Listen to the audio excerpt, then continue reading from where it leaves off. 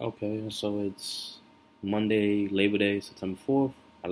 I look ridiculous because it's 9 in the morning and I woke up early, not early, but on an off day to finish this. I'm gonna start recording.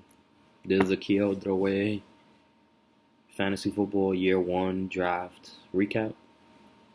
So I'm just gonna start. I'm gonna go 10 through one in terms of how you drafted. Go over each. Last year I didn't do this, and I shouldn't have done it this year because it took me a while. I'm going over pretty much each individual pick. I'll try to be quick. Last year this took me an hour plus, but yeah, it's in depth for the league.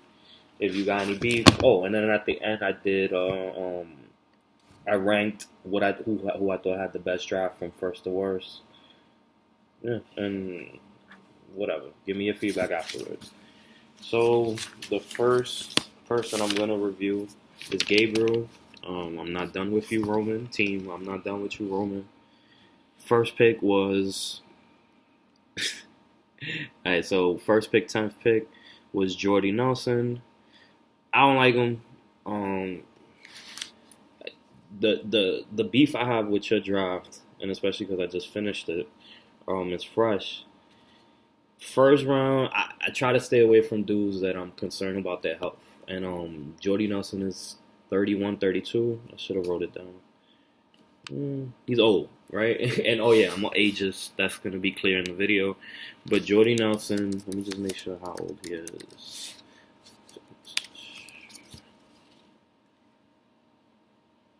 32, yes, I was right. 32 years old, coming off ACL surgery 2 years ago. He's not AP. He's not, he's not blowing guys off the line anymore. What he's doing is running his routes effectively and efficiently, and he has Rodgers who can find them. But the problem with Jordy Nelson, at least in the first round, and I get why, last year he put up the stats. Last year, 97 catches on 1,200 yards, 14 touchdowns. That's amazing stats. But I just it's risky, and I get granted it was the last pick of the first round, so it's not like you reach pick 5, 6, which I've seen him in a couple mock drafts. I've seen him go that early. I just don't like guys with shaky, 2 years ago ACL, and he's older. So we'll move on. Melvin Gordon, I think it was a solid pick. They have more weapons in San Diego. So with Keenan Allen coming back, who you drafted later on, let's see who else they got. Tyrell Williams. They got a healthy Hunter Henry. They have Kelvin Benjamin, who's like the third or fourth receiver now. They have a lot of, if healthy, they have a lot of good options, which means they're going to be scoring. So with what Melvin Gordon thrived in last year was the touchdowns that he scored. He's going to do that again. Well, he's going to have the ability to replicate that. So it's a good pick. Second, he's probably the best running back available in the second round. You took him with the first pick. Now, then you took Carlos. Is it Hyde? No, not Hyde. The kid from Kansas City, and of course I didn't write his name down. It starts with an H. Kareem Hunt. So you took Kareem Hunt in the third round, pick 30. Not a bad pick. I don't have any beef with him. His situation is going to be good. He's going up to. He's going to be the number one running back in KC. KC loves to run the ball. He was even before the season. He was looking to have a good timeshare with. Is early. I'm blanking on the kid's name. The one that tore his ACL, that's out. I think Kareem Hunt's opportunity just got better. He has really nobody behind him. West is not. I mean, maybe on third downs they'll give him a couple passes here and there to spell him, but it's Kareem Hunt's job, and he's either gonna sink or swim. So I don't mind the pick there. Then with the fourth pick, the fourth round, the 31st pick, you took Keenan Allen. Look, man, another ACL. Nickname your team broken ACL, torn ACLs. You have He's never played more than 15 games, which granted is a lot, but he's never had a fully healthy season. So the first 2 years in the league, 15 and 14. The last 2 years, 8 and 1. He's not a healthy dude. You've now built, and then even with the next pick, you take Kelvin Benjamin, who I initially said was a good value. He's not a bad pick. He's the number one guy in Carolina, but you also have another guy. So you have 3 torn ACLs in your top 5 picks, and all within the last 2 years. So I'm not risk adverse. So if you take one of these guys, if you even take two in the full draft, so if you take out of your 15 picks, but in the first 5 picks that have 3 and within the last couple of years torn ACLs, I don't like the chances you're taking. And then what's his name? Benjamin. While he is good, he's never had a breakout year. So his best year has been touchdown reliant, and that's what he is. He's a big threat that in the red zone they target. They make him. He's 6'6", whatever, 6'4", 6'5". He's a big dude. Weight issues, whatever, but they say he's slimmed down. So if he can stay healthy, he's one of Cam's favorite red zone targets. Then you took Crowder, probably the best pick value at this point. So 6th round, 51st pick.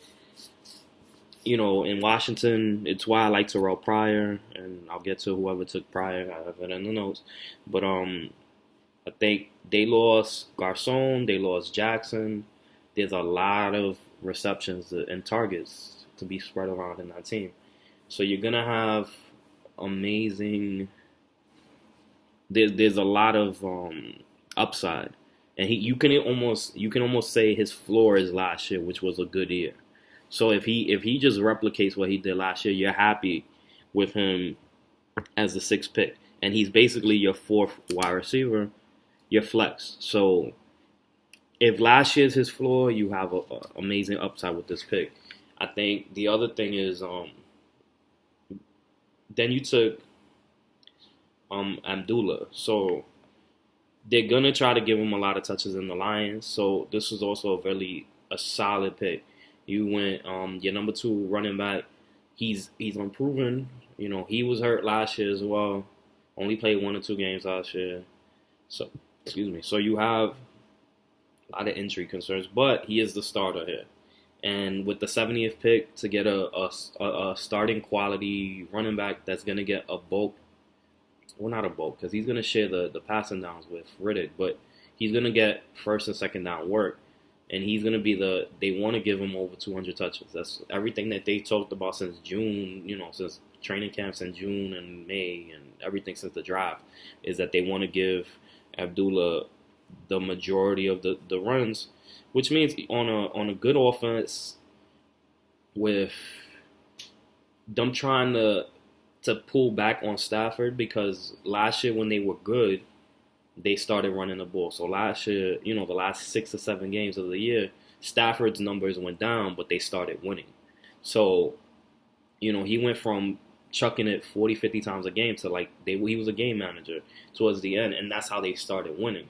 So if he can stay healthy, as a steal at the pick that you got him. Matt Ryan, I don't think he'll finish top 5, but you didn't reach for him. You took him in the 8th round, 71st pick. He was. I think you took him as the 5th quarterback taken off the board, or in the draft. He went after Wilson, Brady, either the 5th, Breeze. He went as the 5th guy drafted, and that's not bad. I mean, even if he finishes top 10, it wasn't a horrible pick. I just don't think without the offensive coordinator that went to San Francisco, Schottenheimer, Marty, whatever his name is, Schottenheimer. I think there will be a little bit of taking a step back, but he will still be good enough that you're gonna get value out of that pick. Now Walker from Tennessee, this is hit or miss, but I don't like him at all. Remember, Tennessee brought in Decker, Corey Davis. They brought in, those are the main 2. But last year, they didn't have these targets to spread around. So you're looking at 2 guys that are going to command a lot of targets. Corey Davis is the best. Well, he was the first wide receiver taken in the whole draft. The potential is there. If he wasn't in a situation where he's splitting as many targets with a big group, he would be the best wide receiver in the whole bunch this year, the rookies at least. But Walker is gonna. You didn't need to take him this early, I guess. There was other tight ends, the Minnesota tight end, the Philly Ertz, or you could have just waited. Like you were still here. I don't know. I just Walker. He's been his numbers are on a downward trajectory as it is the last 2 years. He had his epic breakout 2 years ago, and then last year he was okay. So now you add two more pretty good.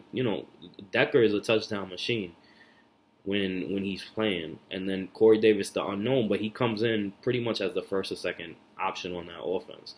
So Walker takes a big step back, I think. Then you got Doug Martin, so you got value towards the end, Doug Martin, he's out for 3 games, but all the offense should be better because Tampa Bay brought in a bunch of guys. They drafted the tight end, they brought in Jackson. It's gonna be a better offense. So when Doug Martin comes back in 3 after the suspension, is not a bad pick. He could finish the season as a top 10 running back, and you got him at the 90th pick, which is amazing. John Brown, another really value pick. Last year, the injuries on your team though, but last year he had, they found out that he had sickle cell, and I learned something I didn't realize, that when you have sickle cell, you recover from injuries slowly, and that was his problem. He was recovering from injuries. He only had like soft tissue, like hamstrings and like a bad quad. But it hampered. He only played like 4 or 5 games last year. And, I mean, maybe now that they know that, he has a sickle cell trait and, the effects that it has on his health, maybe now they'll be able to better manage that. But he's only 2 years removed from a 1,000-yard season. And if you remember, in 2015, it was Larry Fitzgerald, him, Floyd. I'm blanking on his first name, and J.J. Nelson. So they have 4 legitimate options on the team.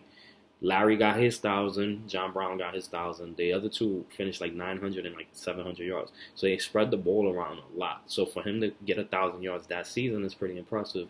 Now he's pretty much the number 2. And you got to think about it. Larry's 34, going on 35.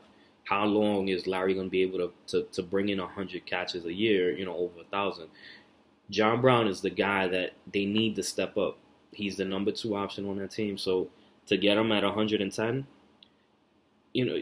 there's a clear path for him to have 80 receptions, 1,100, 1,200 yards. Like there's a very clear path for him to get there. It's just his health. That's the only thing. If they can manage the sickle cell, if he can, the soft tissue injuries, if he can make sure that he doesn't get that, then he's good money. And that was a great pick. So easily could be flex the whole year, or just one of your starting receivers the whole year. Then you got Amendola.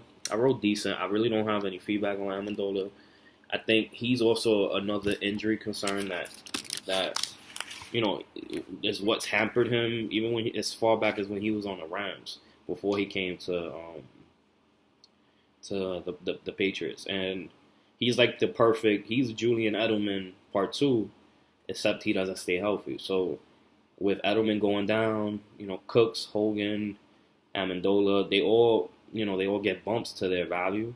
I just don't see Amendola stepping up. I think Hogan and then Cooks are the 2 main, or at least from the receiving core. But it doesn't, a late round fly. I'm not going to knock you too much on these late round picks. Then you got Winston, which I love here. At 130, he was the 13th quarterback taken off in the draft. Fucking crazy. I took him like the 7th in a different draft. So it was really a really good value here. Like I said earlier, that offense is going to be better, a lot better. If he takes the step where he stops throwing the end toes, That's the what was gonna make him either elite or run of the mill. I don't want to say bust, but yeah, pretty much bust because he was a first round pick. It was him and Mariota that year, 3 years ago, and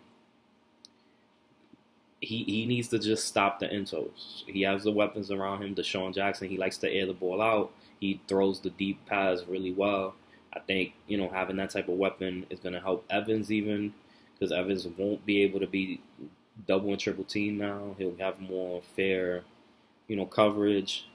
So Winston is good. I just you have Matt Ryan, which is always when people take two quarterbacks, it kind of confuses me. If you're not that trustful of Matt Ryan, I don't see why you take him where you took him. Like if you take anybody within those first, I want to say even 10 rounds. If you take a quarterback that early, I don't see why backing him up. So, but you have trading tools, I guess. The quarterbacks don't get traded because you see what's on the free agency. But the top ones, the elite ones. So if Matt Ryan overperforms, if he does what he did last year, maybe you could trade him. Then you got the Vikings D, the number one defense last year. They just have a shitty early season schedule this year, but they're good. And you got them 14th round, pick 131. So the second to last round, you got your defense, and you got the number one defense from last year. Great value. You didn't have to reach. You stayed pat. Yeah, they play the Saints the first week, but so what? You got the number one defense.